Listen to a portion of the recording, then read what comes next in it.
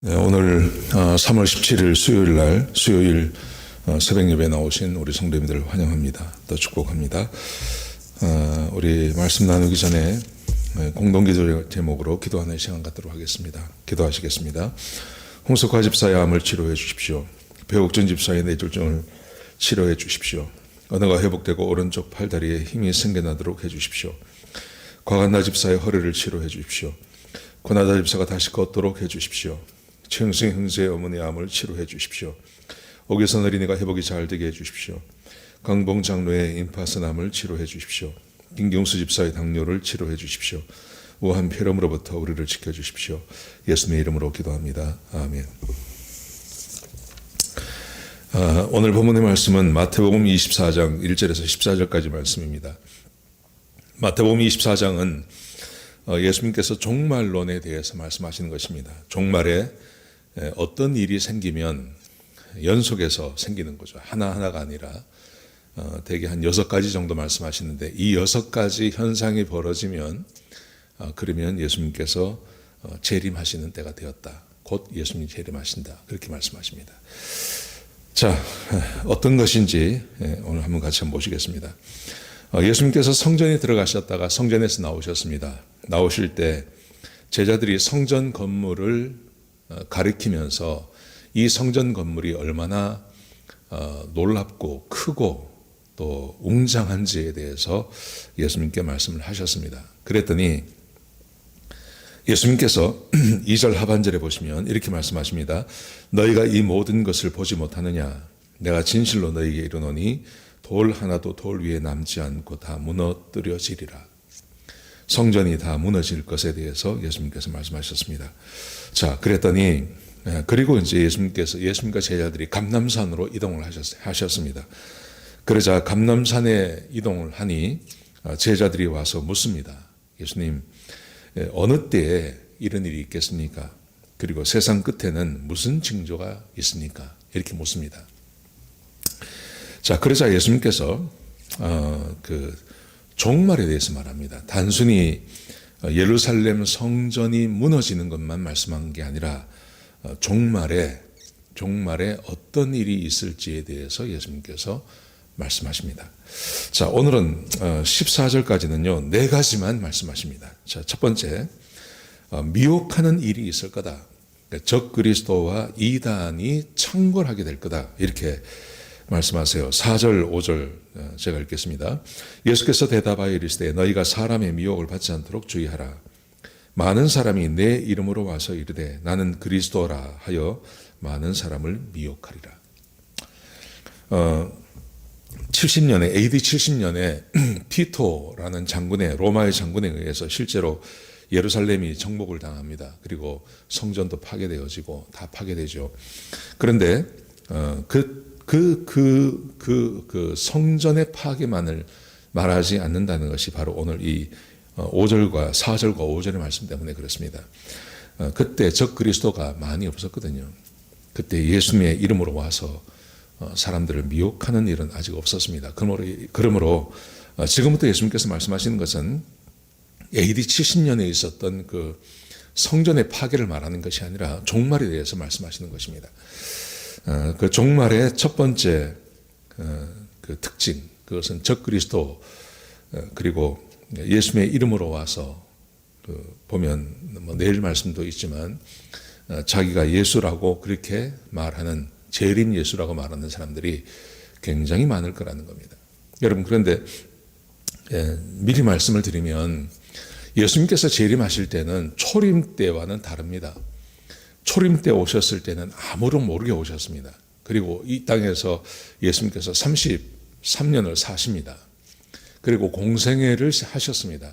공생애 기간 동안 예수님이 하나님이시라는 것을 사람들에게 보여주시고 그리고 천국 복음도 전하셨습니다. 기적도 행하시고 그런 일을 하셨습니다. 여러분, 그런데 재림 때는 그렇지 않습니다. 예수님께서 오셔서 이런 전도하고 이런 일을 하지 않습니다. 바로 심판자로 오십니다. 그리고 예수님께서 아무도 모르게 오시는 게 아니라 공중으로 재림하십니다. 수많은 천사와 함께 그렇게 재림하십니다. 그러므로 자기가 재림 예수라고 말하는 것은 있을 수 없는 일입니다. 그렇기 때문에 그리스도라고 이야기하는 것은 없다. 이제 그런데 그런 사람들이 많이 생겨날 거다 이렇게 말씀하세요. 이게 첫 번째입니다. 자, 두 번째는 전쟁이 일어날 거라는 거죠. 많은 전쟁이 일어날 거라는 겁니다. 자, 6절 보십시오. 난리와 난리의 소문을 듣겠으나 너희는 삼가 두려워하지 말라. 이런 일이 있어야 하되 아직 끝은 아니니라. 그리고 7절에 보시면요. 민족이 민족을 나라가 나라를 대적하여 일어나겠고 곧 일어나겠고. 전쟁이 많아질 거라는 것입니다. 민족끼리 전쟁하고 나라끼리 전쟁을 할 거라는 겁니다. 인류의 역사는 전쟁의 역사라고 말하지 않습니까? 늘 전쟁이 있어 왔습니다. 지금도 전 세계에서 전쟁이 일어나고 있습니다. 전쟁 중인 국가도 있습니다. 여러분, 그런데 예수님께서 재림하실 때가 되면 그런 국지전 정도가 아니라 아주 대규모의 전쟁이 일어날 거라는 겁니다. 민족이 민족을, 나라가 나라를. 전쟁이 대규모로 일어나는 것. 그게 예수님께서 재림하시는 징조 중에 하나라는 것이죠.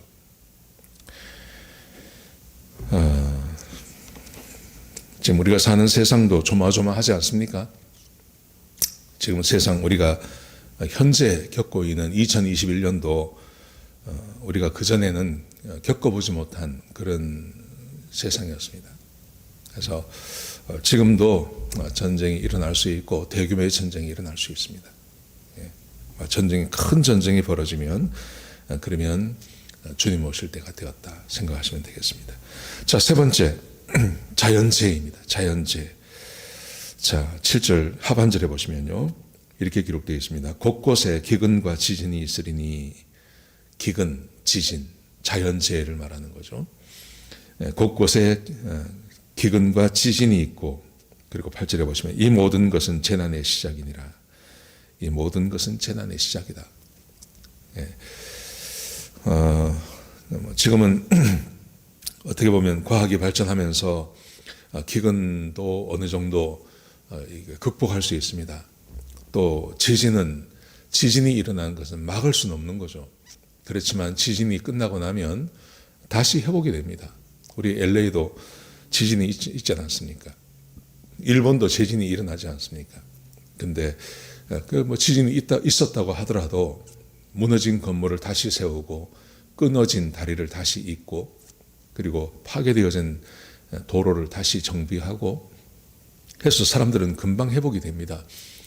그런데 이제 여기서 말하는 이 자연재해는 회복이 불가능한 기근과 지진, 전 세계적으로 기근이 있을 것이고 지진이 있을 것이고 회복할 수 없는 정도의 그런 기근과 지진이 일어날 것이라는 것입니다. 지금도 우리 LA, 우리가 살고 있는 이 LA 지역에서도 빅원이 하나 올 거다 그렇게 말하지 않습니까? 그리고 일본도 마찬가지고요.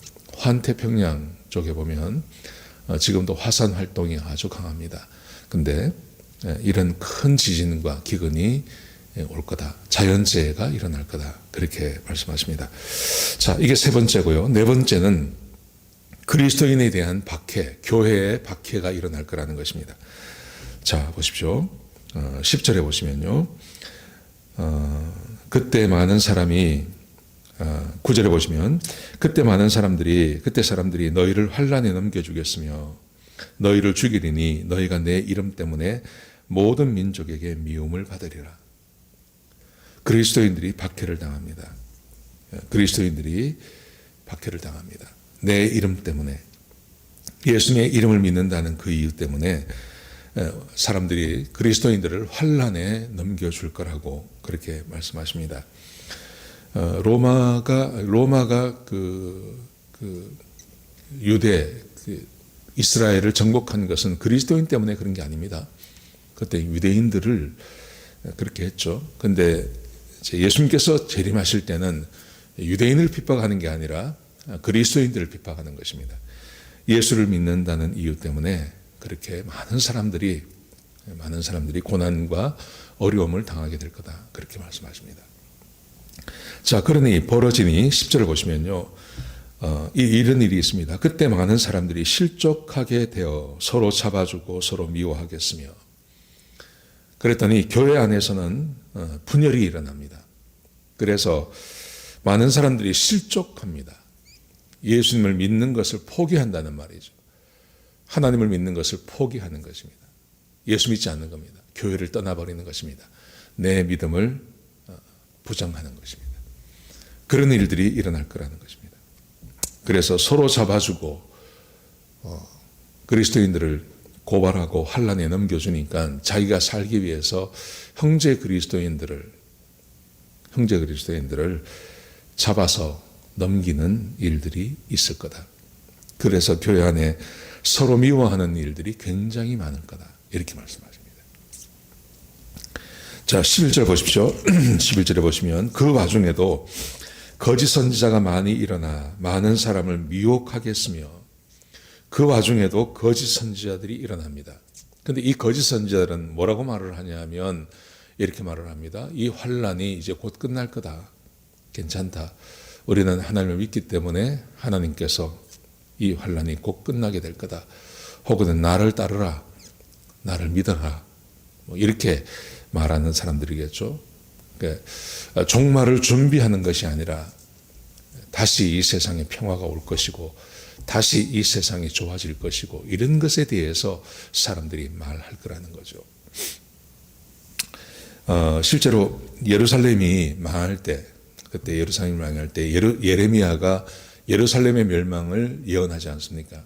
근데 그때 보면 거짓 선지자들이 참 많았습니다. 그래서 거짓 선지자들이 일어나서 말하기를 예레미야가 예언해 주는 것을 거짓이라고 이야기하고 자기들에게는 성전이 있고 예배가 있기 때문에 곧 이 모든 환란이 끝날 거다. 그렇게 주장하는 사람들이 많았습니다. 그리고 대부분의 예루살렘의 주민들이 예레미야의 말을 듣지 않고 거짓 선지자의 말을 들었습니다. 그게 더 희망적이니까요. 근데 이때도 그럴 거라는 거죠. 이때도 미혹하는 일이 생기고 전쟁이 발생하고 자연재해가 막 생겨나고 그리고 교회 안에 핍박이 일어나면 이제 곧 주님께서 오시는 그때입니다. 근데 이때도 주님이 오시는 것보다는 현재의 삶에 집중하게 만들고 더 좋은 일이 있을 거라고 그렇게 거짓으로 말하는 선지자들이 세상에 창궐하게 될 거라. 그래서 많은 사람들을 미혹하게 될 거다. 그렇게 말씀하고 계십니다. 자, 거기다가 12절에 보시면 이런 말씀이 있습니다. 불법이 성함으로 많은 사람의 사랑이 식어지리라. 교회 안에 사랑이 식어진다는 말이죠. 서로 사랑하는 일을 하지 않는다는 겁니다. 그래서 아기다툼하고 교회가 싸우고 다투고 심지어 핍박하는 사람들에게 교인을 넘겨주는 그런 일들이 교회 가운데 많이 일어날 거다. 그렇게 말씀하십니다. 불법이 성함으로 많은 사람의 사랑이 식어지리라. 그렇게 말씀하십니다. 자, 13절 보십시오. 그 와중에 이런 일이 있지만 그러나 끝까지 견디는 자는 구원을 얻으리라. 이런 일이 있지만 이 종말의 때를 살아가는 사람들은 얼마나 힘들고 어렵겠습니까? 이런 큰 환란이 교회 가운데 생겨나지만 그럼에도 불구하고 끝까지 믿음을 지키며 또 믿음을 포기하지 않고 하나님을 끝까지 따라가는 사람들에게는 그들에게는 구원이 있을 거다. 그렇게 말씀하십니다. 자, 그런데 보십시오. 14절 보시면 이 천국 복음이 모든 사람 민족에게 증언되기 위하여 온 세상에 전파되리니 그제야 끝이 오리라. 그런데 이 천국, 근데 이 끝의 어떤 그 시간적인 것을 하나 알 수 있는 것은 전 세계적으로 모든 것에 복음이 전파되면 그러면 이제 끝이 될 거다. 그렇게 말씀하고 계십니다. 여러분, 세상에 종말이 있습니다. 세상은 분명히 종말이 있고 우리가 보고 있는 세상이 영원히 가는 것 아닙니다. 영원히 가지 않습니다. 그리고 세상은 많은 분들이 세상을 아주 장밋빛으로 그렇게 점치는 분들이 계십니다. 미래가 더 좋아질 거라고. 근데 미래는 더 좋아지지 않는 것 같습니다. 미래가 더 좋아지는 게 아니라 미래는 더 참혹한 것으로 변화되게 될 것입니다. 적 그리스도 이단이 창궐하게 될 것이고 전쟁이 일어나게 될 것이고 큰 전쟁이 있을 것이며 자연재해, 기근과 지진과 여러 가지 자연재해가 세상을 덮치게 될 것이고 심지어 교회를 향해서도 많은 사람들이 핍박을 가하게 될 것입니다. 그리고 교회 안에서도 분열이 일어나고 심지어 교인이 교인을 고발하는 그런 일이 있을 것이고 그 와중에도 거짓 선지자들이 잘못된 가르침을 사람들에게 가르치고 거기에 미혹되어진 사람들이 더 많아질 거다. 그렇게 말씀하십니다. 이런 일들이 동시다발적으로 일어나면 그러면 주님이 올 때가 되었다. 이 생각을 하시면 되죠. 자, 그럼에도 불구하고 주님이 오시냐 안 오시냐를 무엇으로 알 수 있냐 하면 이 복음이 온 세상에 다 전파되었냐 하는 것입니다. 현재는 복음이 다 세상에 전파되었다. 그렇게 보죠. 그렇게 보고 있습니다. 여러분, 그러므로 오늘 24장 4번에 걸쳐서 함께 말씀을 나눌 텐데 이 종말을 맞는 우리 그리스도인들이 어떻게 살아야 될지에 대해서는 아주 분명합니다. 그것은 하나님께서 우리에게 맡기신 사명을 다 감당하는 것입니다. 이웃을 사랑하고 하나님을 사랑하는 그 삶을 매일같이 살아내는 것입니다. 그런 삶이 우리 성도님들에게 함께 하시기를 주의 이름으로 축복합니다. 기도하시겠습니다. 아버지 하나님, 귀한 말씀 주셔서 감사드립니다. 하나님, 세상에 종말이 있음을 우리에게 말씀해 주셨습니다. 또 종말에 어떤 징조가 있을지도 우리에게 말씀해 주셨습니다. 하나님, 이 세상이 영원히 가는 것이 아니라 이 세상은 언젠가 하나님의 심판 아래에 있을 수밖에 없는 세상이라는 것을 기억하고 주의 자녀답게 사는 오늘 하루하루의 삶이 될 수 있도록 역사하여 주옵소서. 주님 감사합니다. 예수님의 귀하신 이름으로 간절히 기도드렸습니다. 아멘.